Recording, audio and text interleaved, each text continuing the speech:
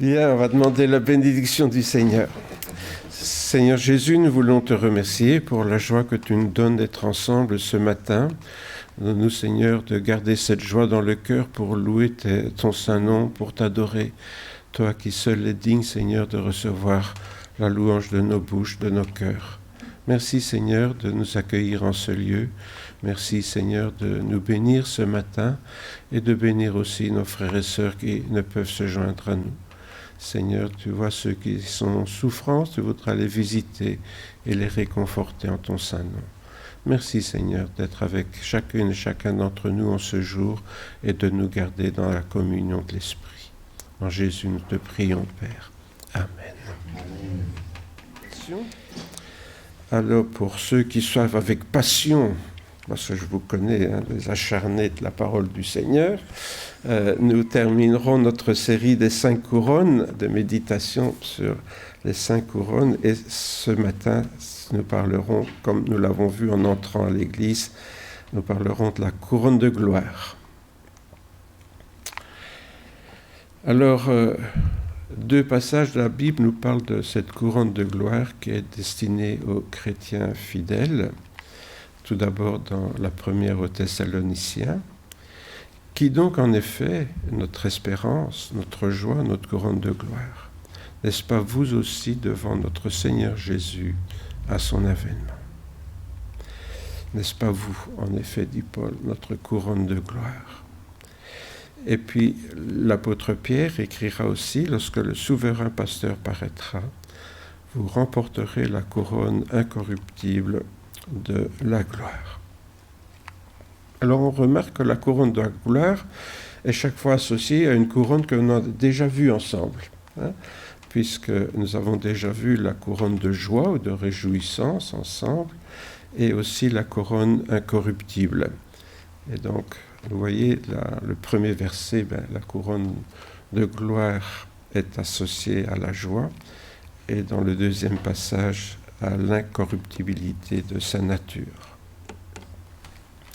En plus de cela, parler d'une couronne de gloire qui nous serait destinée paraît relever d'une certaine témérité. Est-ce que nous méritons vraiment la gloire? Ça pourrait même paraître de l'ambition, de l'orgueil de notre Père, d'aller dire aux gens sortant d'ici, nous, vous savez, quand on ira au ciel, on aura une couronne de gloire. Les gens diraient, ça va, le coup n'est pas trop gros. Jésus disait en effet, en vérité, je vous le dis, au renouvellement de toutes choses, le Fils de l'homme sera assis sur son trône de gloire. Alors le signe du Fils de l'homme paraîtra dans le ciel. Tous verront le Fils de l'homme venir sur la nuée du ciel avec beaucoup de puissance et de gloire. Et un peu plus loin, lorsque le Fils de l'homme viendra dans sa gloire, avec tous les anges, il s'assiera sur son trône de gloire.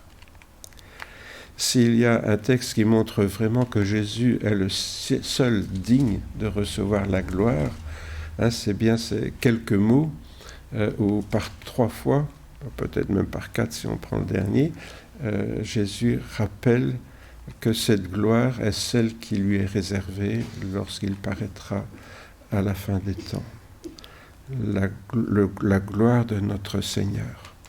Et bien sûr, ce que nous célébrons chaque dimanche au culte, c'est la gloire du Seigneur, et j'espère pas la nôtre, bien que elle nous soit promise aussi, et c'est ce que nous verrons ce matin. Dès lors, on peut se demander qui sommes-nous pour revendiquer une couronne de gloire qui, manifestement, s'il y en a un qui la mérite, c'est bien le Seigneur Jésus et lui seul. Alors, une petite anecdote en passant. Sur la place royale de Bruxelles se trouve la statue de Godefroy de Bouillon. Vous avez entendu parler de Godefroy de Bouillon quand même à l'école quand vous étiez petit. La première croisade où Godefroy de Bouillon commandait l'une des 4 armées. Il y a 4 armées avec différents seigneurs qui se sont mis en route et qui se sont rejointes à Jérusalem pour la prise de Jérusalem.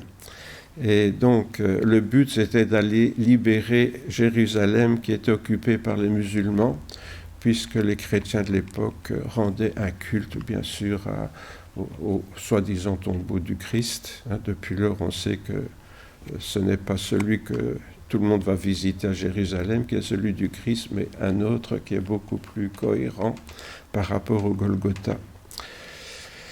Toujours est-il que ce Godefroy de Bouillon était un valeureux guerrier et la légende veut qu'il soit entré le premier dans la ville sainte, à la force bien sûr de l'épée, le 15 juillet 1099. Alors, tous les autres seigneurs, en reconnaissant son grand courage, ont voulu et l'ont nommé roi de Jérusalem et lui ont proposé en tant que roi de Jérusalem de porter la couronne du roi de Jérusalem. Et Godefroy de Bouillon a eu cette très belle parole, encore une fois c'est la légende qui le dit, il a refusé de porter une couronne d'or là où son seigneur avait porté une couronne d'épines. Alors je me dis, si c'est vrai, voilà un homme au moins qui était conscient que s'il y en a un seul qui peut porter la couronne de gloire, c'est bien le Seigneur Jésus. Il semble donc que nous serions avisés de suivre son exemple, de faire preuve de modestie et de dire « Seigneur, il n'y a que toi qui es digne de porter cette couronne de gloire ». Mais quand je dis suivre son exemple, on était quand même à une autre époque et la première chose que les croisés ont fait en entrant dans Jérusalem, c'est de tuer tous les juifs et tous les musulmans. Hommes, femmes, enfants, tout le monde y est passé, tout le monde a été mis à mort. Alors je dis, les croisades, c'est bien, mais on comprend que les musulmans gardent un très mauvais souvenir et nous le renvoient à la figure de temps en temps. Surtout qu'en réalité, le but des croisades, c'était de défendre le roi de Constantinople. Ça, c'est le vrai but, en fait. Mais bon, voilà. Jésus est vraiment le seul qui soit digne de porter cette couronne de gloire. Et ça, nous en sommes, je pense, tous convaincus. Dans l'Apocalypse, s'il fallait le rappeler, il disait d'une voix forte, donc le chœur des anges, « L'agneau qui a été immolé est digne de recevoir la puissance, richesse, sagesse, force, honneur, gloire et louange. » Tout cela, bien sûr, revient de droit à l'agneau immolé, c'est-à-dire au Seigneur Jésus. Et l'auteur de l'Épître aux Hébreux nous rappellera celui qui a été fait pour un peu de temps inférieur aux anges, Jésus, le Fils de Dieu qui est descendu sur terre, qui est devenu un homme comme nous le contemplons couronné de gloire et d'honneur à cause de la mort qu'il a soufferte. Donc Jésus est bien celui qui est digne de recevoir cette couronne de gloire et d'honneur à cause de son obéissance qui a été jusqu'à la mort de la croix. Alors, suivant l'exemple de Jésus, certains chrétiens ont accepté le martyre plutôt que renier la foi dans leur Seigneur. Et la Bible nous parle du premier martyr qui s'appelait Étienne, le diacre Étienne, qui a été mis à mort, lapidé, parce qu'il n'a pas voulu renier donc son Sauveur, son Seigneur. Et l'apôtre Paul en témoignera lui-même, sans en être très fier d'ailleurs, puisqu'il dira « J'allais, à cette époque-là, j'allais de synagogue en synagogue pour faire emprisonner et battre ceux qui croient en toi. Et lorsqu'on répandit le sang d'Étienne, ton témoin, j'étais moi-même présent. Je les approuvais et je gardais les vêtements de ceux qui le faisaient mourir. » Donc, Paul se souvient qu'il a été témoin de la lapidation d'Étienne et que même il y a participé concrètement. Et donc, c'est avec beaucoup de honte qu'il en témoigne devant le Seigneur, bien sûr, pour s'en humilier. Et on se souvient qu'à cette époque, enfin en ces circonstances, Étienne, rempli d'Esprit Saint, fixa les regards vers le ciel et il vit la gloire de Dieu et Jésus debout à la droite de Dieu. Alors, sur ce petit tableau-là que je vous mets, mais vous verrez qu'il y a beaucoup de tableaux qui représentent la mort d'Étienne. Généralement, non seulement dans ces tableaux, il voit la gloire de Dieu et de Jésus dans le ciel, mais souvent on voit un ange qui lui apporte une couronne, Pourquoi ? Parce que, vous le savez sans doute, le mot Étienne, Stéphanos en grec, Stéphane en français, ça signifie couronne. Donc ce premier martyr, ce premier témoin, l'apôtre Paul l'appelle témoin. Mais en grec, témoin, c'est martyros. C'est le même mot que martyr en français. Et je pense que c'est significatif pour nous de nous souvenir que ce mot de témoin ou de martyr, c'est le même mot dans la Bible. Quand on dit que nous sommes témoins de Jésus-Christ, et quand Jésus dit « vous serez mes témoins jusqu'aux extrémités du monde », il aurait pu dire « vous serez mes martyrs jusqu'aux extrémités du monde ». Donc, Étienne, qui portait ce nom de couronne, a porté, on pourrait dire le premier, la couronne de martyr. Ayant contemplé la gloire de Dieu, beaucoup d'artistes le représentent, donc ce martyr qui reçoit la couronne de gloire, déjà à ce moment, puisqu'il donne sa vie pour le Seigneur. Or, la gloire et l'honneur dont Jésus est investi lui donnent aussi autorité pour juger les humains. Nous savons, comme il est dit dans Matthieu, c'est Jésus lui-même qui le dit, « Car le Fils de l'homme va venir dans la gloire de son Père avec ses anges, et alors il rendra chacun selon sa manière d'agir. » Donc Jésus vient dans la gloire, mais aussi il vient en juge, en quelque sorte, pour rendre à chacun ce qui lui revient. Notre manière d'agir est donc très importante, puisque nous recevrons chacun selon notre manière d'agir. D'autant plus qu'en toute chose, notre manière d'agir doit contribuer à la gloire de Dieu. Et donc, lorsque le Seigneur viendra dans la gloire, eh bien, qu'est-ce qui restera de notre manière d'agir finalement, puisque c'est cela qui décidera de ce que le Seigneur fera avec nous. Bien sûr, si nous sommes chrétiens lavés par le sang de Jésus, nous sommes sauvés, nous irons au ciel, mais les récompenses dépendent de nos œuvres, de la manière dont nous aurons vécu. À ce propos, je prends un autre exemple qui est celui très connu aussi du grand musicien qui était Jean-Sébastien Bach.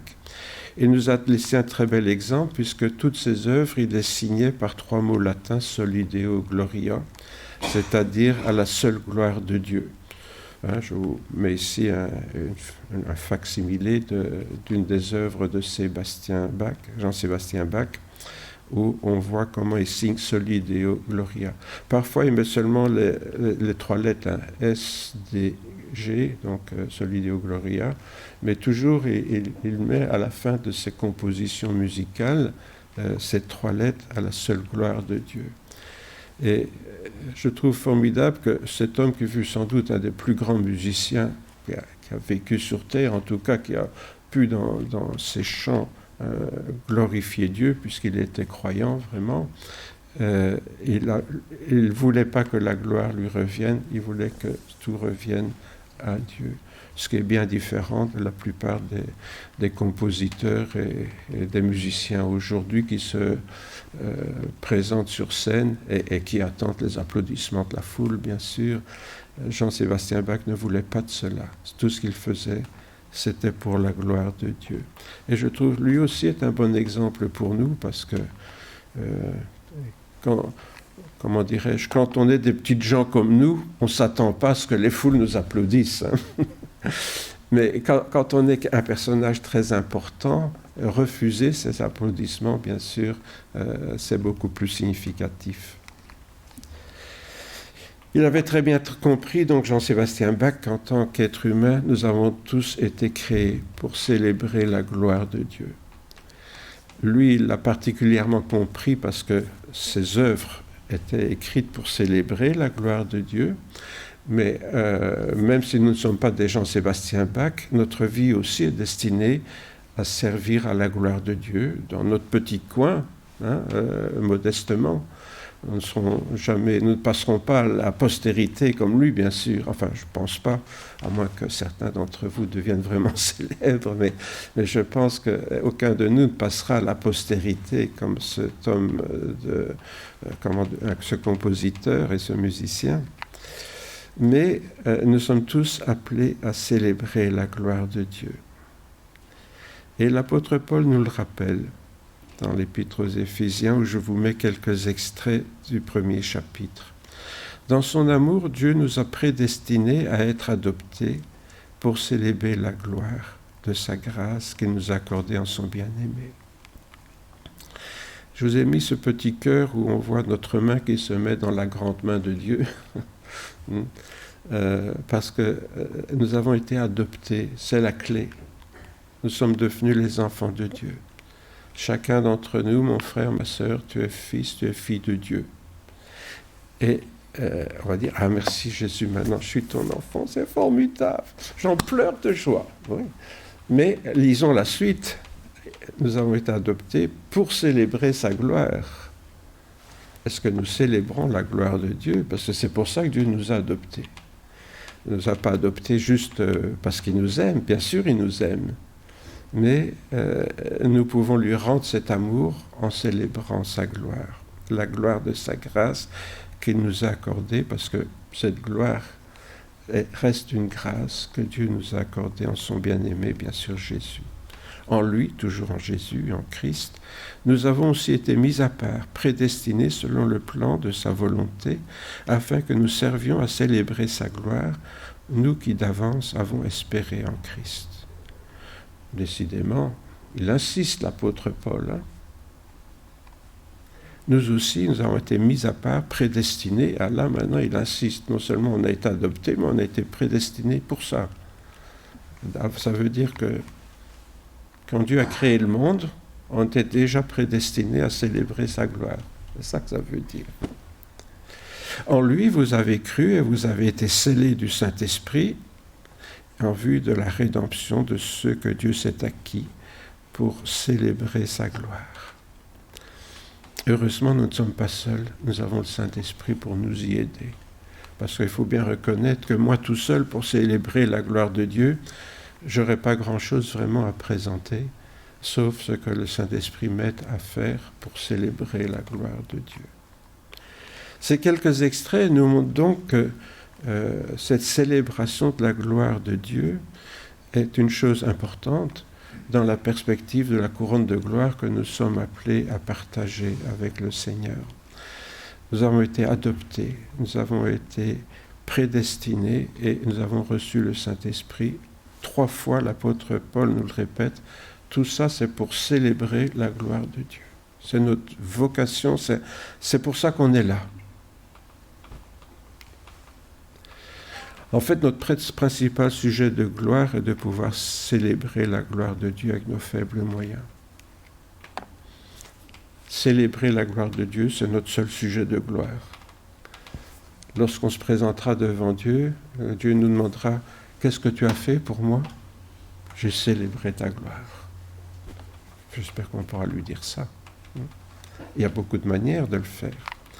Au sein d'un monde donc, qui ignore tout de Dieu, nous sommes appelés à refléter une gloire qui n'est autre que la présence du Christ en nous. Parce que cette gloire, finalement, que nous pouvons manifester, ce n'est pas la nôtre. Nous sommes un canal, on est le robinet, mais l'eau qui coule, c'est la gloire de Christ. Nous, on ne sera jamais que le canal bien modeste. Alors quand on ouvre le robinet, on se sert un verre d'eau, on dit « Tiens, l'eau est bonne », on ne dit pas « Quel beau robinet » ou « Quel beau tuyau ». Bien sûr, c'est le contenu qui compte, ce n'est pas l'extérieur. Et en tant que chrétien, c'est dans la mesure où Christ habite en nous que nous allons pouvoir glorifier le Seigneur, parce que c'est la gloire de Christ qui va transparaître au travers de nous, un petit peu comme lorsque Moïse a rencontré Dieu sur la montagne, son visage était radieux. Vous savez, quand on regarde les statues de Michel-Ange, etc., on voit souvent, les gens pensent que c'est des cornes, ça n'a rien à voir avec la chasse aux cerfs. En fait, ça représente des rayons lumineux. Je ne sais pas si vous avez déjà remarqué, quand j'étais petit, je me posais la question, tiens, pourquoi on représente Moïse avec des cornes ? Après, bien sûr, j'ai compris que les artistes ont voulu refléter les rayons hein, le visage rayonnant de Moïse. Eh bien, c'est ce que nous sommes appelés à faire, à rayonner de la présence de Christ en nous. C'est comme ça que la gloire de Dieu se manifestera. Toujours l'apôtre Paul, écrivant aux chrétiens de Colosse, dit « Dieu a voulu faire connaître quelle est la glorieuse richesse de ce mystère parmi les païens, c'est-à-dire Christ en vous, l'espérance de la gloire. » Qu'est-ce qu'on est appelé à faire connaître parmi les chrétiens et les païens? Christ en nous. Quand les païens nous voient, c'est Christ qu'ils doivent voir en nous. C'est pas forcément nous entendre faire un blabla religieux. Hein. Ça, ils n'écoutent pas. Ce qu'ils doivent voir, c'est Christ en nous. C'est là que notre comportement est important. Parce que ce que les gens voient, c'est ce qu'on fait, c'est pas ce qu'on dit. Hein. Ça, ils entendent, mais il faut que ça corresponde à ce qu'on fait. Et donc, cette glorieuse richesse de ce mystère parmi les païens, nous dit Paul, c'est extraordinaire, les mots qu'il emploie, hein, la glorieuse richesse de ce mystère parmi les païens. Évidemment, c'est un mystère. Comment est-ce que Christ est en moi? Comment est-ce que je peux dire à quelqu'un qui ne connaît pas Jésus, mais Jésus maintenant il habite en moi? On va dire, ou t'es fou, ou alors oui, c'est vraiment un mystère que les gens ne peuvent pas comprendre. Et ce qu'il faut comprendre, ce qu'il faut montrer, c'est cette espérance glorieuse de la gloire. L'amour de Dieu, donc pour les pécheurs qu'il a rachetés en Christ, demeure un bien grand mystère. Même pour nous qui sommes l'objet de cet amour. Hein, bon, je dis Jésus habite en moi, mais comment je peux imaginer ça? Vous voyez, ça reste quand même assez mystérieux. Je prends par la foi que Jésus a fait sa demeure en moi, parce qu'il me le dit, il me le promet dans sa parole, mais le comprendre intellectuellement, avouer que c'est assez compliqué, c'est vraiment un mystère. Comment est-ce que le Fils de Dieu, c'est pas n'importe qui quand même, c'est notre Créateur, n'oublions pas que Jésus a participé à la création de l'univers et donc à notre création, donc ce Dieu tout-puissant habite en moi, qui suis une petite fourmi qui grouille sur une petite planète au milieu de l'immense univers. Comment est-ce que ce Dieu qui a créé tout ça peut habiter en moi? Enfin, je ne sais pas vous, mais moi, je ne peux pas comprendre ça intellectuellement. Je le sais, je le crois, mais je ne le comprends pas. C'est un mystère, le mystère de l'amour de Dieu, finalement. L'amour de Dieu reste un mystère. Comment il peut s'intéresser à nous? C'est pourtant de cette manière qu'en devenant les enfants de Dieu, nous avons été appelés à participer à la gloire du Seigneur. Rappelons-nous, tout est parti de l'adoption. C'est parce que nous sommes fils de Dieu que nous pouvons participer à la gloire de Dieu. C'est en tant que prince et princesse qu'on peut participer à la gloire du roi. Si les enfants de notre roi étaient les enfants d'un homme qui n'est pas roi, ils ne seraient pas princes, ils ne seraient pas princesses. Ils seraient des enfants comme vous et moi. Et simplement, ils sont princes et princesses parce que leur papa est roi. Et nous, c'est pareil. Notre gloire, c'est notre papa, c'est pas nous. Si notre papa n'était pas ce qu'il est, il n'y aurait aucune gloire en nous. Cette gloire, elle est liée à cette adoption par notre Dieu tout-puissant et bien-aimé. Dieu nous a appelés par notre évangile, dira Paul, pour que nous possédions la gloire de notre Seigneur Jésus-Christ. Là, on commence à se rapprocher du but, de ce qu'on veut partager ce matin. Dieu nous a appelés, pas seulement pour qu'on contribue à la gloire de Dieu, pour qu'on travaille à la gloire de Dieu, mais aussi pour que nous possédions la gloire de notre Seigneur Jésus-Christ, qui est le Fils de Dieu. Autrement dit, en devenant frères et sœurs de Jésus, c'est alors que nous allons pouvoir partager cette gloire. Parce que Jésus est le seul prince légitime, en quelque sorte, en tant que Fils de Dieu. Mais si Dieu nous adopte, eh bien alors nous devenons aussi des princes et des princesses. c'est pas toujours facile à réaliser ni à vivre. Moïse, pour revenir à lui, a été adopté par la princesse d'Égypte, mais ça n'a quand même pas été facile pour lui. Mais pour nous qui sommes adoptés par Dieu, il ne faut pas nous oublier que nous ne sommes pas des fils et des filles de droit, mais par adoption de notre Père céleste. Une gloire donc qui se manifestera pleinement lors du retour du Seigneur Jésus. Pour le moment, cette gloire qui est la nôtre ne se voit pas. Nous sommes des anonymes au milieu de la foule de ce monde. Bien qu'étant fils de Dieu, les gens ne nous regardent pas comme des fils et des filles de rois. Nous sommes des anonymes. Nous sommes monsieur et madame Untel au milieu de tous ces gens qui nous entourent.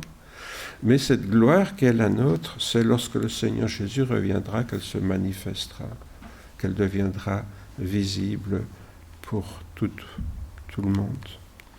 Quand le Christ, votre vie, paraîtra, alors vous paraîtra aussi avec lui dans la gloire.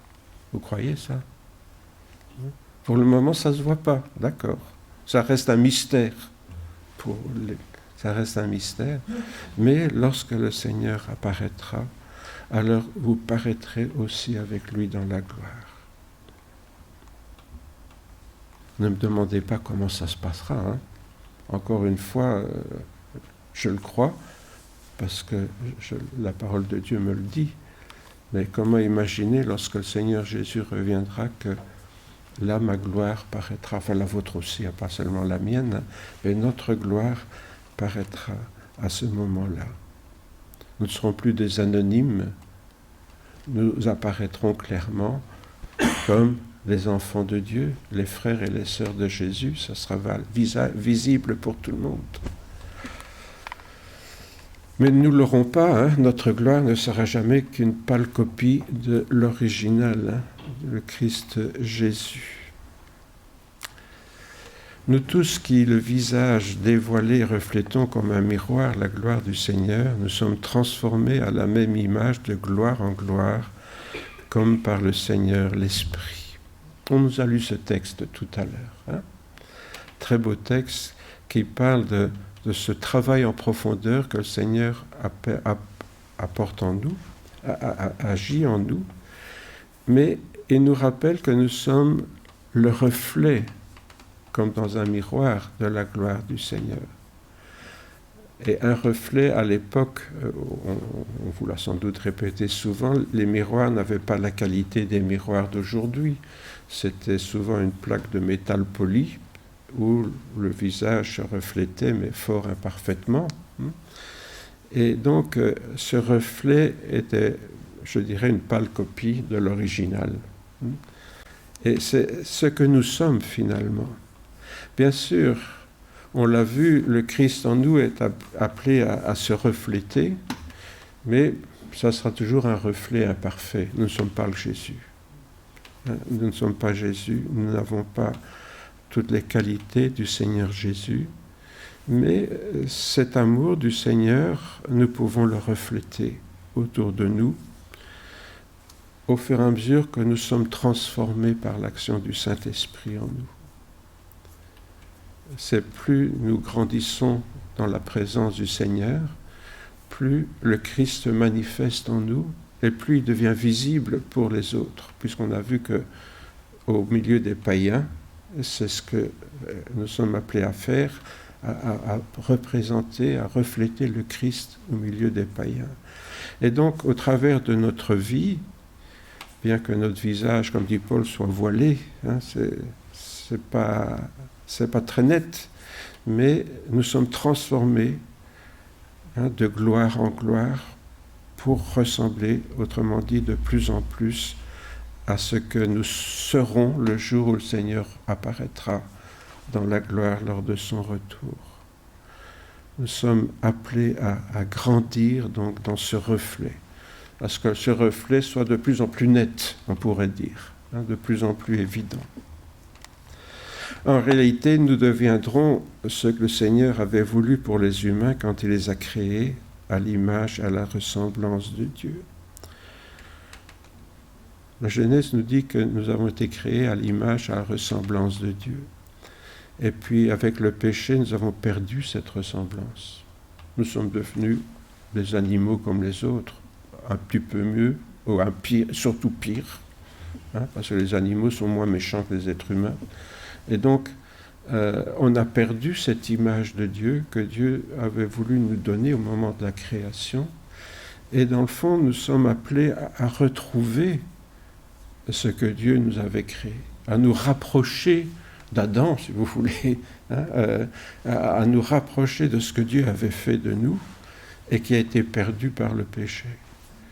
Mais nous sommes appelés à grandir dans cette image, et Jésus, le nouvel Adam, est celui qui reflète parfaitement ce que Dieu avait voulu faire des humains. Et nous avons perdu ça, mais nous sommes appelés à nous rapprocher du nouvel Adam au travers de l'image que nous donnons de nous-mêmes. Alors certes, tous les chrétiens adoptés par le Père en Jésus-Christ, leur Sauveur, sont destinés à la gloire éternelle. On est d'accord, si nous sommes adoptés par Dieu, si nous sommes vraiment sauvés par le Seigneur Jésus, s'il est devenu notre Seigneur, la gloire éternelle nous est réservée. Bon, ça c'est une chose acquise, mais il semble toutefois que les apôtres ne seront pas seulement associés à cette gloire, mais aussi au jugement rendu par le Christ. C'est-à-dire, ce que je veux dire maintenant, c'est une petite parenthèse pour dire que les apôtres ont droit à un régime de faveur. Bon, il ne faut pas oublier quand même que c'est eux qui ont accompagné Jésus tout au long de son ministère, et c'est eux qui ont lancé la machine, si je puis dire, en commençant l'Église de Christ le jour de la Pentecôte, quand 3000 âmes se sont converties à Jésus-Christ lors de la prédication de Pierre. Jésus leur répondit, « En vérité, je vous le dis, quand le Fils de l'homme, au renouvellement de toutes choses, sera assis sur son trône de gloire, vous de même qui m'avez suivi, vous serez assis sur 12 trônes et vous jugerez les 12 tribus d'Israël. » Voilà un nouveau mystère lors du retour du Seigneur. Les 12 apôtres jugeront les 12 tribus d'Israël.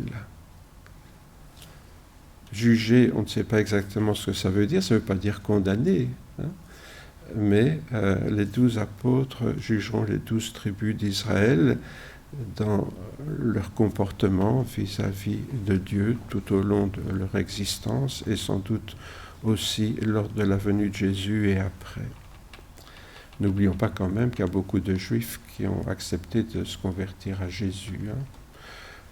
Donc beaucoup de prosélytes et de Juifs le jour de la Pentecôte se sont convertis et par la suite aussi, puisque à Jérusalem il y avait un petit conflit et dans d'autres régions que l'apôtre Paul avait évangélisé, il y avait un conflit entre les Juifs qui étaient devenus chrétiens et les païens qui étaient devenus chrétiens.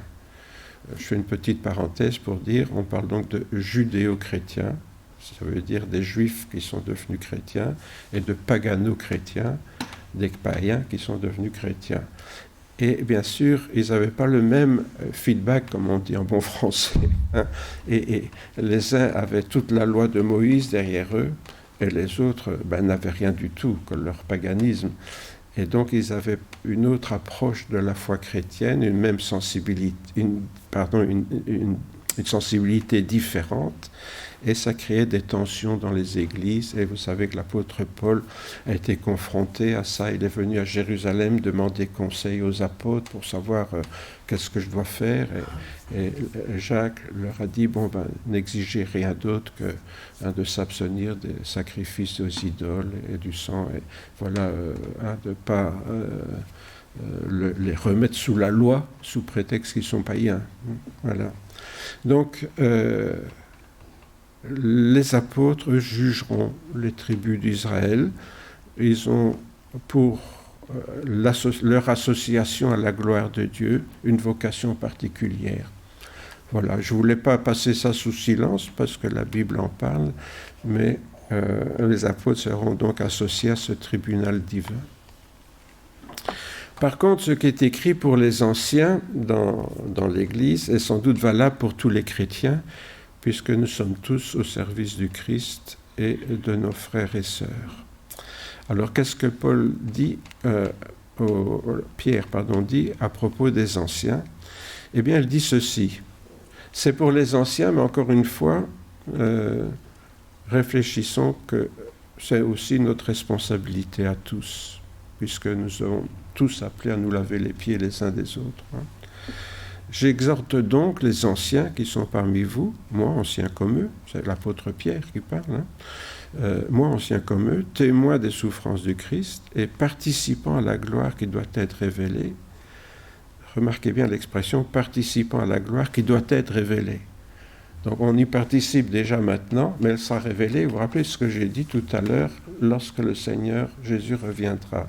Là, ça deviendra évident.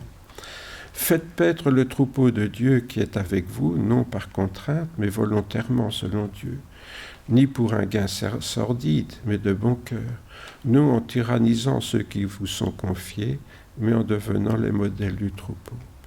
Et lorsque le souverain pasteur paraîtra, vous remporterez la couronne incorruptible de la gloire. On retrouve le passage que j'avais cité tout à l'heure en introduction.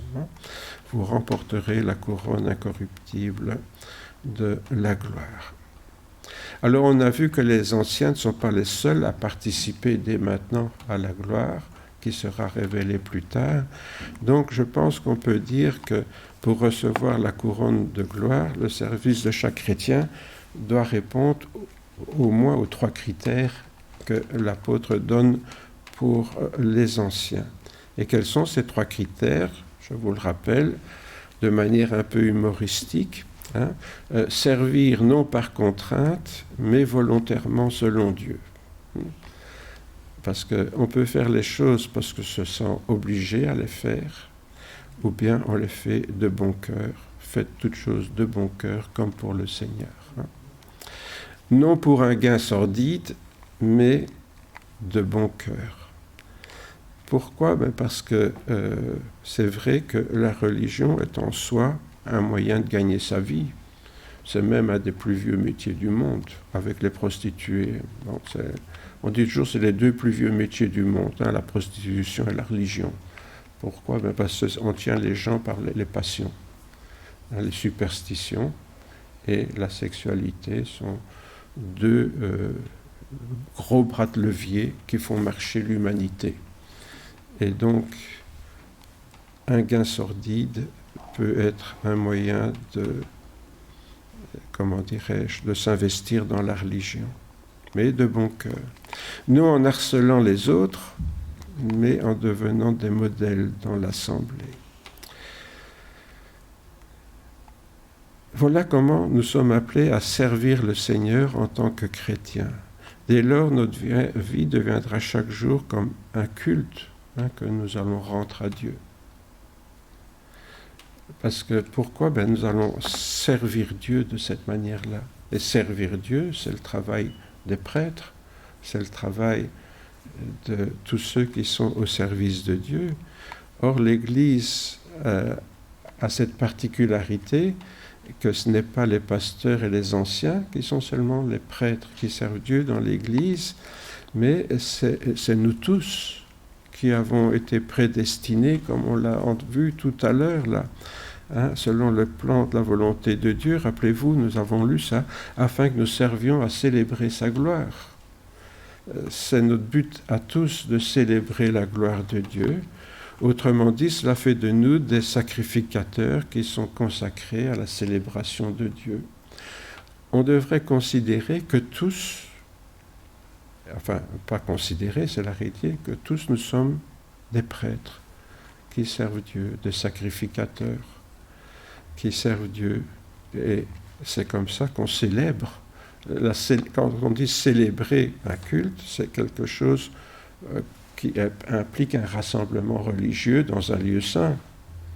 Quand on parle d'une célébration religieuse, automatiquement, vous parlez de ça à un païen, il va dire, ah oui, cathédrale, ceci, cela, et il va voir tout de suite cérémonie religieuse dans un lieu de culte.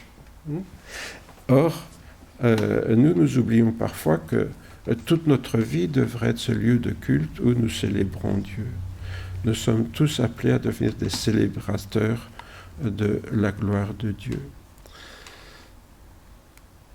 En Christ, nous avons été mis à part, prédestinés selon le plan et la volonté de Dieu, afin que nous servions à célébrer sa gloire. Remarquez bien, il aurait pu dire afin que nous célébrions sa gloire. Mais il dit afin que nous servions à ça. C'est à ça qu'on sert. Sinon, on ne sert à rien. Vous voyez ? C'est à ça qu'on sert. Quand j'ai une cafetière, ça sert à faire du café. Vous voyez ? Sinon, elle ne sert à rien.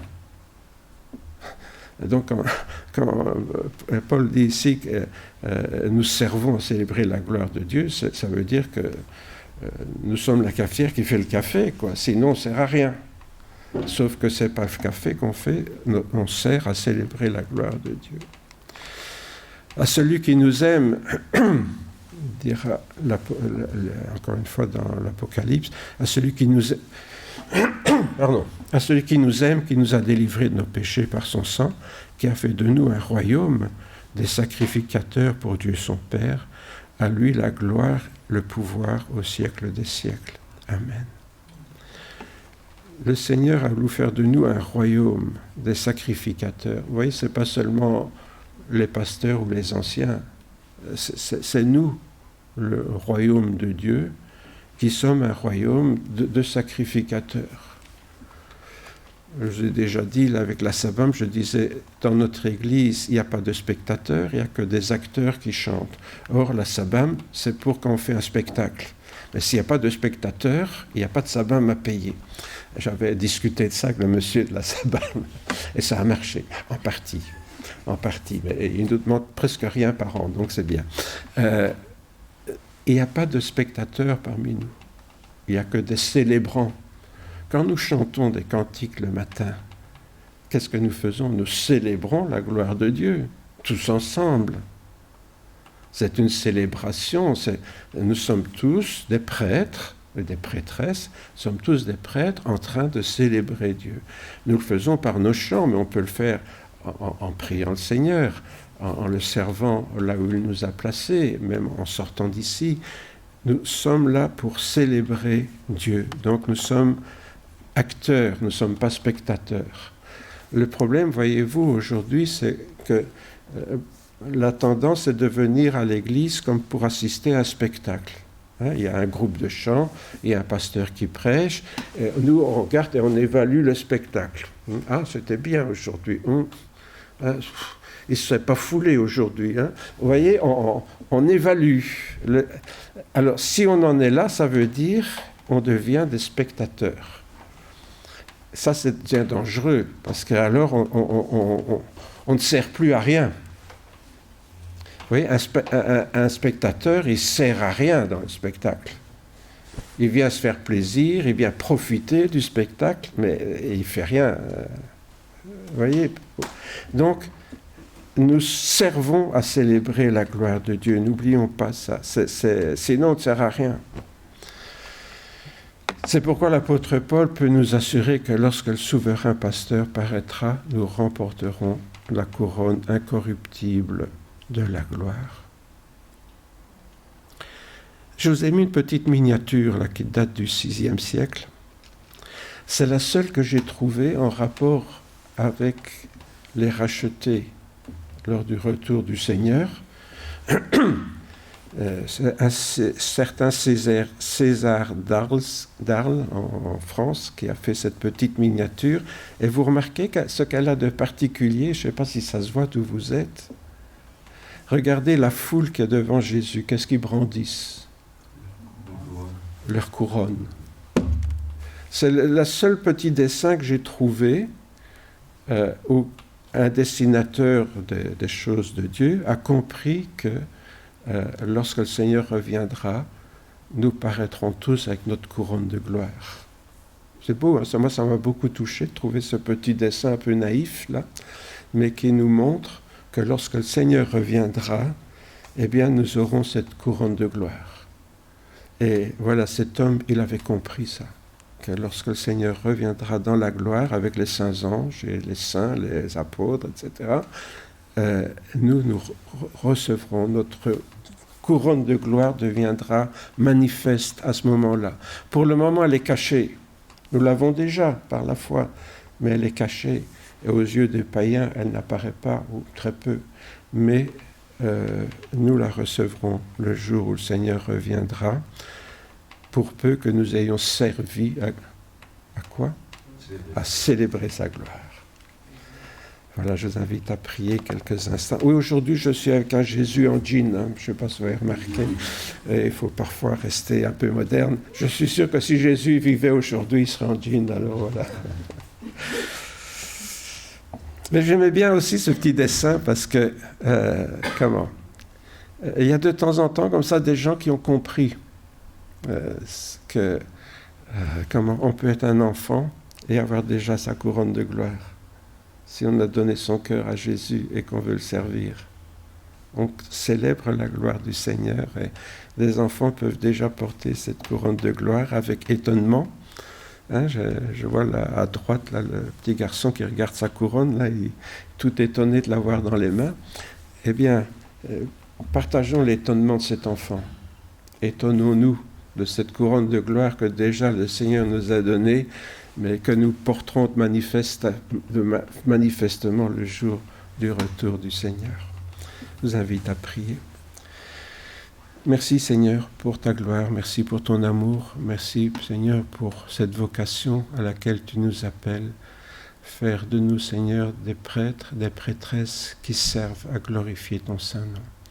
Oui Seigneur, nous voulons vraiment t'adorer et te rendre gloire ce matin pour cette vocation que tu nous adresses en Jésus. Et merci aussi, Seigneur, parce que seuls nous serions bien incapables de répondre à cette vocation. Mais tu nous as donné ton esprit, Seigneur, afin de nous rendre capables de porter des fruits qui portent et qui glorifient ton saint nom pendant notre ministère en ce bas monde, en attendant le jour où nous te rejoindrons. Oui, Seigneur, merci, parce que du fond du cœur, nous croyons qu'un jour tu reviendras dans la gloire et que ce jour-là, Seigneur, nous pourrons brandir avec reconnaissance la couronne de gloire que tu nous accordes en Jésus-Christ, notre Sauveur et notre Seigneur.